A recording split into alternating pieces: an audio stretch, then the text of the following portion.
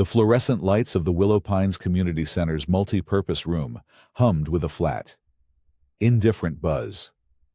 Alex gripped the edges of the cheap wooden lectern, the varnish tacky under his palms. Before him, seated at a long folding table, were the 5 members of the Architectural Control Committee, a tribunal of suburban taste. At the center, of course, was Karen Banstone, president of the board of directors, observing the proceedings with the serene posture of a monarch visiting a provincial court. And so, Alex concluded, trying to keep his tone light and neighborly, we're simply requesting approval to replace our current mailbox, Model 4B, with the approved alternative, Model 7C, as listed in the Community Standards document. Page 47, Appendix B. He slid the glossy product brochure across the table. It showed a sturdy, black, powder-coated mailbox of breathtakingly conventional design. It was, by any rational measure, an unobjectionable request. Karen did not look at the brochure. Her eyes, a pale and piercing blue, remained fixed on Alex. She smiled, a small, precise movement that did not involve her eyes. Thank you for your presentation, Alex. So thorough. The committee will take it under advisement. A ripple of relief went through Alex. He was about to step away when Karen raised a perfectly manicured hand, a silent command for him to remain. While we have you, she continued, her voice soft, but carrying across the silent room like a thrown dart. The board has received some feedback regarding the general upkeep of your lot, specifically the rear portion abutting the preserve. Alex felt the pulse in his neck quicken, a steady, unwelcome rhythm against his collar. He knew exactly what she was talking about. Sarah's garden. We're all for natural beauty. Of course, Karen said, glancing at the other committee members, who nodded in dutiful unison. Within guidelines. But the unapproved ecological project on your lot is becoming a point of discussion. Its unkempt naturalism is somewhat out of character with the rest of Willow Pines. The phrase hung in the air, unkempt naturalism. It was a masterclass in polite hostility, a velvet-gloved insult that painted his wife's passion project as a patch of messy weeds. The other homeowners in the sparse audience shifted in their plastic chairs, their faces a mixture of sympathy and a profound desire not to become involved. This was how Karen operated in public forums, with subtle social pressure, turning private matters into community referendums on conformity. It's a native plant garden, Alex said, his voice tighter than he intended. It's designed to look that way. All the plants are indigenous to the region. Karen's smile tightened another millimeter. I'm sure they are. Nevertheless, we'll need to review it against the governing documents. Thank you, Alex. We'll be in touch regarding the mailbox. Dismissed. Humiliated. Alex walked back to his seat, feeling a dozen pairs of eyes on his back. He wasn't just a neighbor anymore. He was a problem, a nail sticking up, waiting for the hammer. He knew, with a certainty that chilled him to the bone, that this had nothing to do with a mailbox. The opening shot had just been fired. She called it unkempt naturalism, Sarah asked, her voice a fragile mix of disbelief and hurt. She stood in the middle of her garden, the late afternoon sun casting long shadows through the tall stalks of wild bergamot and switchgrass. Alex nodded, watching her trace the fuzzy leaf of a lamb's ear plant. The garden was her sanctuary. They had bought this premium lot on the edge of the development specifically for this reason. It backed onto a protected nature preserve, giving them a sense of space and privacy that was rare in Willow Pines. After the miscarriage last spring, Sarah had poured every ounce of her grief and hope into this patch of earth. As a landscape architect, she had designed it with meticulous care, creating a miniature ecosystem of native perennials, pollinators, and grasses that ebbed and flowed with the seasons. It wasn't a collection of rows and mulch. It was a living tapestry of life, a quiet act of defiance against the sterile, chemically treated perfection of their neighbors' lawns. It was, Alex knew, the place where she was healing. "It's just HOA politics." "SAR," he said, trying to sound reassuring. "Karen likes to flex her authority. It'll blow over." But Sarah wasn't listening. She was looking at the property stakes, two thin metal rods with orange plastic caps that marked the rear boundary of their lot. "This is our property." "Right. All the way to the stakes." That's what the survey said. "Every inch of it," Alex confirmed. "Then she has no say over it." "Technically, she does." Alex sighed. "The CC&Rs give the board authority over all landscaping, even on private lots, if it affects the aesthetic harmony of the community." He'd read the covenants, conditions, and restrictions when they moved in. A 300-page document of dense legalese that governed everything from the color you could paint your front door to the type of shrubs you were allowed to plant. At the time, it had seemed like a necessary evil to protect property values. Now, it felt like a weapon aimed directly at them. A gruff voice from the other side of the fence made them both jump. "Talking about the queen bee." It was George, their next-door neighbor, a man in his late 70s, with a bristly white crew cut and the perennially suspicious squint of a man who had seen it all. He was leaning against his own perfectly manicured fence, a pair of pruning shears in his hand. "Just discussing board meeting etiquette." "George," Alex said. George grunted. "There's no etiquette. There's just Karen's way. I was a surveyor for 40 years. 40 years. I drew lines on maps that meant something. Here, the lines on the map change depending on who you are. It's all selective enforcement." He gestured with his shears toward their garden. "That's a fine piece of work. Sarah, reminds me of the prairie before they put all these vinyl boxes on it. Don't let them bully you." He gave a curt nod and went back to trimming a rosebush with military precision. His words, meant to be comforting, had the opposite effect. They confirmed what Alex had begun to suspect. This wasn't a random complaint. This was targeted. Sarah wrapped her arms around herself. "I don't want to fight with them. Alex, I just want to be left alone. This place is supposed to be peaceful." "It is," Alex said, pulling her into a hug. "And it will be. I'll handle it." But as he looked out over the swaying sea of purple coneflowers and golden black-eyed Susans, a cold dread settled in his stomach. He was an engineer. He believed in systems, rules, and logic. But he was beginning to realize he was up against a system where the rules were subjective. And the logic was whatever Karen Banstone decided it was that day. And he was defending more than just a garden. He was defending his wife's peace of mind. A week later, the courtesy notice appeared, tucked into the handle of their front door. It was printed on cheerful, pale yellow paper. The Willow Pines logo, a stylized willow tree arching over a placid pond at the top. It was a masterpiece of passive aggression. A friendly reminder from your Architectural Control Committee. It has come to our attention that some unapproved landscaping modifications have been made to your lot. Per our community standards, all landscaping changes must be submitted for review. Please contact the management office to begin the approval process.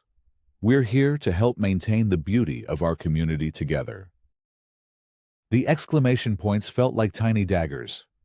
Alex read it twice, then crumbled it in his fist. A friendly reminder. They had been publicly shamed at a meeting, and now they were getting a condescending note like a child who had forgotten to take out the trash. "We should just ignore it," Sarah said, her voice strained. It's not a formal notice. It's just a nudge. It's the first step, Alex said grimly. It's them building a paper trail. He smoothed out the crumpled notice and placed it on the kitchen counter. He would not ignore it. He would respond, politely and professionally, with a request for clarification. He would use logic. He would appeal to reason.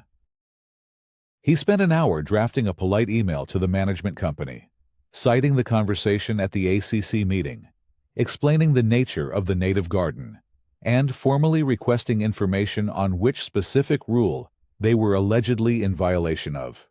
He attached photos of the garden and a copy of their original lot survey. He hit send, feeling a small sense of accomplishment. He had engaged with the system. The response came 9 days later, not by email, but by certified mail. The green return receipt card, stuck to the front of a stiff business envelope, demanded a signature. Alex signed for it, his hand unsteady. The return address was not the management company, but a law firm Sterling, Croft and Delacroix, attorneys at law. Inside, on heavy bond paper, was a 2-page letter. Each paragraph began with a bolded heading, Notice of Violation. Whereas, pursuant to therefore, notice is hereby given. It was the architecture of an ambush. The letter formally cited a violation of the Willow Pines CC&Rs. Article 8, Section 8.4.2, View Corridors and Natural Aesthetics. The clause was breathtakingly vague. No structure, planting, or other material shall be placed or permitted to remain upon any lot which may damage or interfere with any established easement for, or which may unreasonably change, obstruct, or retard the view from any other lot. It went on to claim that a portion of their garden was situated on an unrecorded common area view corridor easement, and that its overly naturalistic and untamed appearance was out of compliance with the community's aesthetic standards. The demand was chillingly specific. Cure. The unapproved landscaping hereafter, the garden must be completely removed, and the area restored to turf grass, matching the community standard. Within 15 calendar days from the date of this notice. Penalty. Failure to cure the violation within the specified time frame will result in the levying of fines, beginning at $100 plus an additional $50 per day until the violation is resolved. The date on the letter was October 14th. The countdown had begun. This was no longer a nudge. It was a formal, legal attack on their property, on Sarah's sanctuary. Alex held the letter, the paper cool and heavy in his hands, and felt the ground shift beneath his feet. They didn't want a solution. They wanted a fight. The first call was to the management company, a company named Patriot Property Management, whose logo was a bizarre fusion of a colonial flag and a split-level house. Alex was routed to an account manager named Brenda, whose voice had the weary, monotone quality of someone who spent 8 hours a day being yelled at. Yes, Mr. Thompson, I have your file right here. She droned after he explained the situation. You received the violation notice regarding CC&R Section 8.4.2. Yes, but the clause is incredibly vague, Alex argued, trying to keep the frustration out of his voice. And it mentions an easement. We were never notified of any easement on our property when we purchased. It's not on our deed or our title report. The board has its own records, sir, Brenda replied, a hint of robotic sympathy in her tone. The determination has been made. You have 13 days left to bring the property into compliance. Can I speak to someone on the board directly? Can I speak to Karen Banstone? All communication with the board must go through the management company. That's the procedure. If you wish to dispute the violation, you must request a hearing. The request must be submitted in writing. It was like talking to a wall. A polite, well-documented, legally insulated wall. Alex ended the call feeling more powerless than before. The system wasn't just rigged. It was designed to exhaust you, to bury you in procedural quicksand until you gave up and ripped out your own garden just to make it stop. His next attempt was at the monthly board of directors meeting. He signed up for the 3-minute open forum slot, a part of the meeting usually reserved for complaints about dog waste and overflowing recycling bins. When his name was called, he walked to the lectern, the formal violation letter in his hand. Karen Banstone sat at the center of the board table, her expression as placid and unreadable as a block of marble. "My name is Alex Thompson, 1287 Willow Creek Lane," he began, his voice steady. "I'm here about a violation notice I received concerning my wife's garden and a supposed view corridor easement on our property. I have a copy of our official survey and our deed, neither of which show any such easement. I believe there has been a serious misunderstanding, and I'd like to present my documentation to the board to clear this up." He held up the documents. Karen didn't even glance at them. "Thank you for your comments, Mr. Thompson," she said, her voice smooth as glass. "However, as you know, individual violations are not discussed in the open forum. The matter must be handled through the formal hearing process, as outlined in the bylaws. If you wish to contest the violation, you must submit a written request for a hearing. Next speaker, please." She cut him off. Just like that. She had used the HOA's own rules of order to silence him in a public setting. It was a brutal, effective display of power. He stood there for a moment, papers in hand, feeling the sting of public dismissal. He hadn't just been ignored, he had been procedurally nullified. He walked back to his seat, the faces of his neighbors carefully averted. No one wanted to catch the plague of Karen's displeasure. That night, the house was quiet. Sarah was sketching at the dining room table, but her pencil was still. "It's not worth it, Alex," she said softly, not looking up. Let's just take it out. We can plant a few approved shrubs, a boxwood hedge. It's not worth this stress. I can see what it's doing to you." "No," Alex said, his voice firm. He sat down across from her. "No, this isn't about flowers and grass anymore. Sarah, it's about our home. They are claiming a piece of our land. If we let them take this, what's next? They're bullies. And the only thing bullies understand is pushback." "But they have all the power," she whispered. "They have the lawyers, the rules." "And we have the truth," he countered. "We just need the proof." The next morning, Alex formally requested a hearing. He also submitted a written request under the state's Common Interest Development Act for copies of all board meeting minutes from the past 2 years, as well as any and all documents, maps, or resolutions pertaining to the establishment of view corridor easements in the community. It was his right as a homeowner. A week later, a thick manila envelope arrived. Inside were the minutes. As Alex flipped through them, a pattern emerged. Dozens of pages were peppered with black redaction bars, like secret government files. Entire sections were blacked out, often under agenda items with innocuous titles like Phase 3 Boundary Adjustments or Common Area Maintenance Review. It was suspicious. It was infuriating. It was a clear sign they were hiding something. He took the redacted minutes and his own property documents and walked over to George's house.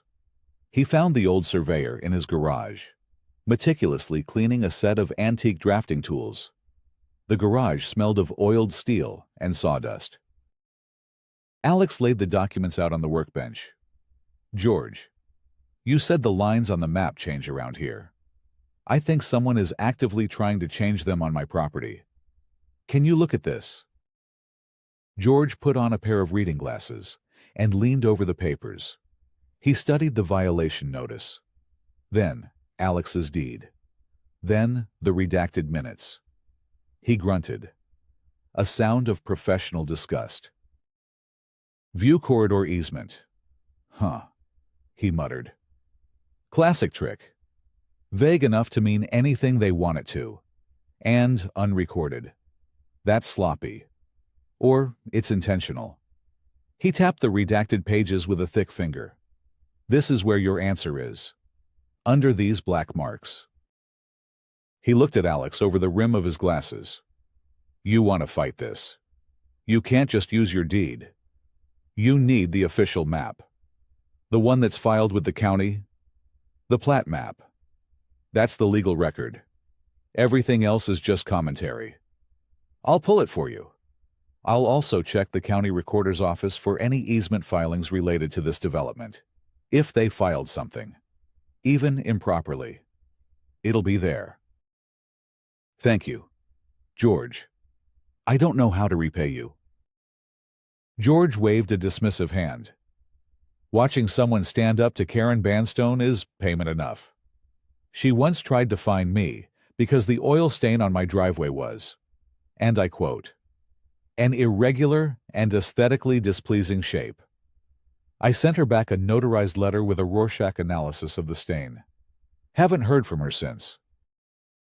A sliver of hope cut through Alex's anxiety. He had an ally. He had a plan. He was no longer just a homeowner fighting a notice. He was an investigator, building a case. 2 days later, on October 29th, the official notice of hearing arrived. They were scheduled to appear before the board on November 12th to plead their case. The clock was ticking louder now. He and Sarah had 2 weeks to find the truth hidden under those black bars. George returned 3 days before the hearing, a cardboard tube under one arm, and a grim expression on his face. He spread a large, crackling document across the Thompsons' dining room table. It was the official county plat map for the Willow Pines development. Well, the good news is, you're not crazy, George said, pointing a gnarled finger at the map. Here's lot 1287. Your lot. The rear property line is exactly where your survey stakes are. A straight line. No curves, no carve-outs, no easements noted. According to the foundational document for this entire community, that land is yours. Period. Sarah let out a breath she hadn't realized she was holding. So we can show them this. And it's over. Not so fast, George said, his eyes dark. He reached into his coat pocket and pulled out a separate, smaller sheaf of papers. I dug deeper at the recorder's office.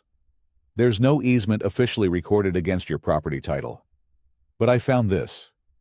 It was filed separately, years ago, under a general community easements declaration by the original developer.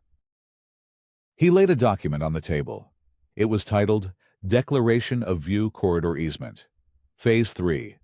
It was a crude sketch, not a formal survey, showing a dotted line that cut a 10-foot deep swath across the back of 5 premium lots, including theirs. It was designed to ensure the houses further up the hill maintained a sliver of a view of the nature preserve. This document is legally dubious, George explained. It was never recorded against the individual properties, so it's likely unenforceable. But they'll wave it around like it's gospel. But that's not the interesting part. He pointed to the bottom of the page. Look at the signature. Next to the developer's signature was another, an official stamp from the county planning department, approving the declaration. The signature on the line was clear, written in a confident, angular script, Derek Banstone.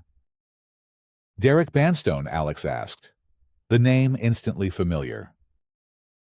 Karen's husband, George confirmed. Before he was promoted to Deputy Director of County Licensing, he did a stint in planning. Looks like he did his wife's HOA a little favor, approving an easement declaration that benefited her future constituents. The pieces snapped into place with a sickening click. This wasn't just a random power play. It wasn't just about a garden. It was coordinated. It was a long-term plan rooted in a conflict of interest. But why them? Why now? "There's more," George said, his voice low. "I'm an old man, with a long memory." The name Banstone rang another bell. Derek used to run a small civil engineering firm before he went into public service. About 10 years ago, there was a big municipal bid for the North Ridge Water Reclamation Project, a multi-million-dollar contract. Banstone's firm was the front-runner. At the last minute, they were underbid by a larger, out-of-state firm, a company called Axiom Engineering. Alex felt the blood drain from his face. Axiom. I used to work for Axiom. I was the project lead on that bid. George nodded slowly. I thought so. Banstone's firm folded less than a year later. People said he never got over it. Took a county job and nursed a grudge ever since. The sheer pettiness of it was staggering. This entire nightmare, the public shaming, the violation notices, the threat of fines and a lien. It wasn't about aesthetics or property values. It was about a decade-old business deal Alex barely remembered. Karen Banstone wasn't just enforcing the rules. She was settling her husband's score. The garden was just the excuse. Their home was the battlefield. "They know we won't back down," Alex said, his voice hardening into something cold and solid. "They're counting on it. They want to bury us in fines and legal fees until we're forced to sell." Sarah sank into a chair, her face pale. "This is insane. It's a vendetta." "What are we going to do?" Alex looked from the official plat map to the fraudulent easement document. He looked at his wife's stricken face. The fear was gone, replaced by a crystalline, righteous anger. "We're going to the hearing," he said, "and we're going to expose them." The hearing was a sham. It was held not in the public community center, but in the sterile, windowless conference room of the management company's office. The board sat on one side of a long, polished table. Alex and Sarah sat on the other.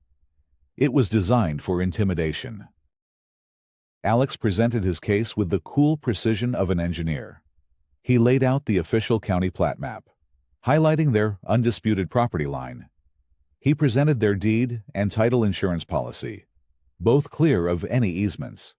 He then presented the separate easement declaration, pointing out Derek Banstone's signature and explaining the clear conflict of interest. The board members listened with feigned patience. Karen Banstone's expression was unreadable. Her hands folded neatly on the table, as if she were listening to a weather report. When Alex finished, the board's attorney, a man with slicked back hair and a condescending smirk, spoke for the first time. "Mr. Thompson, while your research is admirable," he began, drawing out the word, "the board's position is that the Declaration of View Corridor Easement is a valid community document. The board has the authority to interpret and enforce all such declarations. The conflict of interest you allege is speculative and irrelevant to the matter at hand, which is the unapproved landscaping on a portion of the common area as defined by that easement." "It is not common area," Alex retorted, his control slipping. "It is our private property, as proven by the official plat map." "The board disagrees with your interpretation of the documents," the lawyer said smoothly. "Is there anything else?" It was a kangaroo court. Their evidence was dismissed without consideration. The verdict had been decided before they even walked in the room. Karen finally spoke. "The board has reviewed the evidence presented by the association and the testimony of the homeowner. We find that the violation of Section 8.4.2 is valid. The cure remains the complete removal of the unapproved garden. The fines of $100, plus $50 per day, are hereby imposed, effective immediately, retroactive to the expiration of the notice period." Her voice was calm, procedural, devoid of any emotion. She was reading from a script. They walked out into the stark November daylight. Stunned and defeated, they were trapped. The fines were already accumulating. Their carefully constructed wall of evidence had been ignored. The system they had trusted to be fair was corrupt from the top down. 2 weeks later, on December 1st, the final blow arrived. It was another certified letter from the HOA's law firm.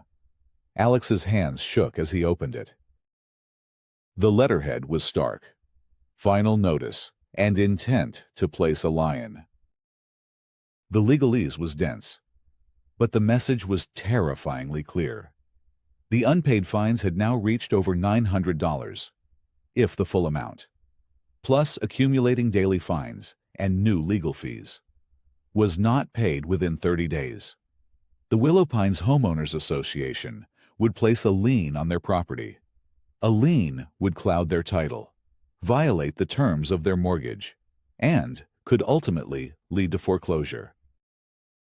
They were threatening to take their home. Alex stared at the letter, the bold print blurring before his eyes. This was their lowest point. The bureaucratic machine was grinding them down, and they were running out of options. Sarah was beside him, silent tears tracking down her cheeks. The stress had become a constant, suffocating presence in their lives. The garden, once a place of healing, now felt like a liability, a wound that refused to close. They felt utterly, completely alone. The Willow Pines annual homeowners meeting was the social event of the season for a certain subset of the community's residents. It was a night of lukewarm coffee, stale cookies, and the ritualistic airing of grievances. It was also, Alex knew, his last and only chance. He had secured a 5-minute slot on the public agenda under the vague heading, a presentation on community document transparency. He stood at the back of the community center auditorium as the room filled up. On the stage, a large projection screen displayed the meeting agenda. Next to it, a digital countdown timer was preset to 5:00. Karen Banstone was at the podium, welcoming the 100 or so homeowners with her customary practiced warmth. She looked confident, untouchable. She had no idea what was coming. In the 2 weeks since receiving the lien notice, Alex had not been idle, fueled by a desperate, cold fury. He had become a forensic investigator of his own community.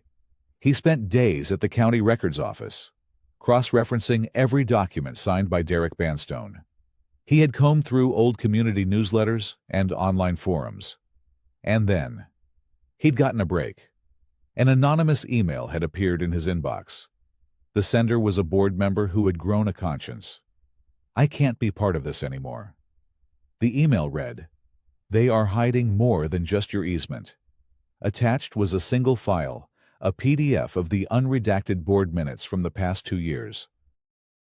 And now, we have Alex Thompson.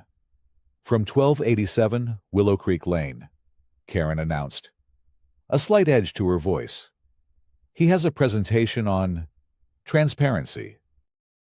Alex walked to the podium, a USB drive in his hand. He felt the weight of every eye in the room. He nodded to the tech volunteer, who plugged the drive into a laptop. His heart was hammering against his ribs, but his hands were steady. He looked out at the faces of his neighbors, some curious, some bored, some hostile. He ignored the board members at the front table and spoke directly to the community. "Good evening," he began, his voice amplified by the microphone. Calm and clear. "My name is Alex Thompson. My wife Sarah and I have lived here for 3 years. We love this community, but recently, we've been forced to ask some difficult questions about how it's being governed. The board has asked me to keep my remarks to 5 minutes, and I will respect that." He nodded to the tech, and the timer on the screen started its relentless countdown from 5:00. "Many of you know we are in a dispute with the board over our backyard garden. We were told it violates a rule, and sits on a common area easement. Let's start with the facts. 4:55. The first slide appeared on the screen. It was a side-by-side comparison. On the left was the official, stamped county plat map. Their lot clearly outlined, its boundaries straight and clean. On the right was the crude sketch the HOA had used as evidence, with the dotted line of the view corridor cutting through his property. "This is the official map filed with the county," he said, pointing to the left. "And this is the sketch the board is using to fine us and threaten to put a lien on our home. As you can see, they do not match. The official record says the land is ours. The board says it is not." A murmur went through the crowd. 3:30. So where did this easement sketch come from? The next slide appeared. It was the declaration of view corridor easement. Alex zoomed in on the bottom of the page. It was approved years ago by a county planning official. His name is Derek Banstone. He paused, letting the name hang in the air. He is board president Karen Banstone's husband. This is a clear, undeniable conflict of interest. The murmur grew louder. Karen's face was a mask of rigid control, but Alex could see a flicker of panic in her eyes. 2. When I asked for the board minutes to understand how this was approved, this is what I received. The next slide showed the heavily redacted minutes. Black bars covered entire paragraphs. But what happens when we remove the redactions? He clicked again. The unredacted version appeared. The words were stark. Motion to enforce Phase 3. View corridor easements. Starting with Lot 1287 Thompson. As a test case for future enforcement actions. Motion carried, 4-1. The unredacted minutes show the board approved this action against my family without proper notice to the affected homeowners, Alex said, his voice ringing with conviction. They plan to use my family as a test case to establish a precedent for taking control of portions of other homeowners' lots. Gasps rippled through the auditorium. People were sitting up straight now, their faces etched with alarm. This wasn't about one man's garden anymore. This was about their own property rights. 100. But it gets worse. Alex's voice dropped, becoming somber. The final slide appeared. It was the crude easement map again. But this time, he had overlaid it on a satellite image of the neighborhood. The dotted line didn't just cross his property. It cut directly through the backyards of 4 other homes. My investigation didn't just uncover the risk to my own home. It uncovered a risk to my neighbors. He pointed to a small, neat house 2 doors down. This fraudulent easement also cuts directly through the prize-winning rose garden of Mrs. Gable, who has lived in this community for 20 years. He looked directly at Karen, whose face had gone ashen. Her composure finally cracked, not when she was exposed, but when she realized her scheme had endangered an innocent, elderly neighbor. "This isn't about me. This isn't about my garden," Alex said. As the timer dipped below 10 seconds, he turned back to the audience, his voice filled with quiet power. "This is about the kind of community we want to be. Do we want a board that operates in secret, that uses its power to settle personal scores, and that puts our most vulnerable neighbors at risk without their knowledge? Is this the process we want for Willow Pines?" The timer hit 000 and beeped softly. Alex stopped talking. The silence in the room was absolute, profound. Then, it broke. The eruption was not a roar of anger, but a tidal wave of questions. A homeowner in the 3rd row shot to his feet. "A test case. What does that mean? Is my lot next?" Another voice from the back called out. "A conflict of interest of that magnitude requires a board president to recuse herself. Why wasn't that done?" Mrs. Gable, a small, white-haired woman, stood up slowly, her voice trembling but clear. They were going to make me tear out my roses. My late husband planted those roses. The focus of the room had completely shifted.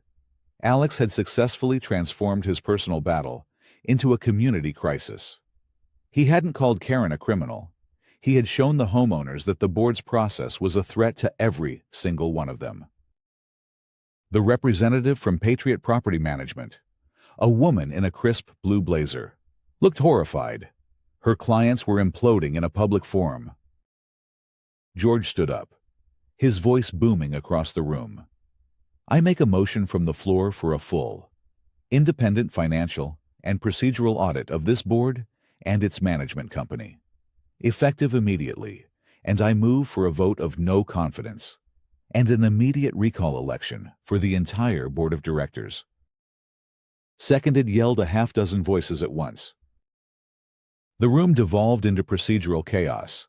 The management company representative tried to argue that the motions were out of order, but it was too late. The homeowners had become a unified force. They were no longer a passive audience. They were a jury, and they had delivered their verdict. Karen Banstone stood frozen at the head table, silent and utterly alone. Her power, built on whispers and intimidation, had been dismantled in 5 minutes by a projector and the simple, undeniable truth. She didn't argue. She didn't defend herself. She simply sat down, her face a pale, empty mask, publicly and completely defeated. In the weeks that followed, the corrupt scaffolding of the Willow Pines HOA came crashing down. The recall vote passed with an overwhelming 87% majority. An entirely new, transparent board was elected, with George grudgingly accepting a position as head of the Architectural Control Committee. Their first official act was to formally nullify the unrecorded view corridor easement and rescind every fine and legal notice issued against Alex and Sarah. The independent audit revealed years of financial mismanagement and procedural abuses, leading the new board to terminate its contract with Patriot Property Management. Derek Banstone was forced to resign from his county position, pending a state ethics investigation. The Banstones put their house up for sale a month later. To heal the rift in the community, Alex and Sarah proposed a new initiative. They worked with the new board to draft clear, objective, and fair landscaping rules for the CC&Rs. Then, they designed and led a volunteer effort to build a beautiful community garden on an undisputed common area near the neighborhood pond, a place for everyone to share. It became a symbol of a new beginning. Sarah's private sanctuary had become the inspiration for a public good. One crisp autumn evening, about a year after their ordeal began, Alex checked his mail. Tucked between a utility bill and a catalog was a plain, white envelope with no return address. The postmark was from a town 3 counties over. Inside was not a letter, but a single sheet of paper. It was a copy of the final page of a business contract from over a decade ago, the North Ridge Water Reclamation Project. At the bottom was the signature block for Axiom Engineering, his own name printed beneath a faded signature line. At the very bottom of the page, in what looked like shaky, handwritten script, was a single sentence. "You never even remembered, did you?" Alex stared at the words, a chill running down his spine. The note confirmed the almost pathetic truth: the months of stress, the legal threats, the public humiliation that nearly cost them their home. It had all been born from a petty grudge he hadn't even been aware of. He folded the paper and slipped it into his pocket. He walked out to the backyard, where Sarah was tending to her garden, now flourishing in the golden light. He didn't need to show it to her. The battle was over. The ghost had been exorcised. They were home, and they were safe.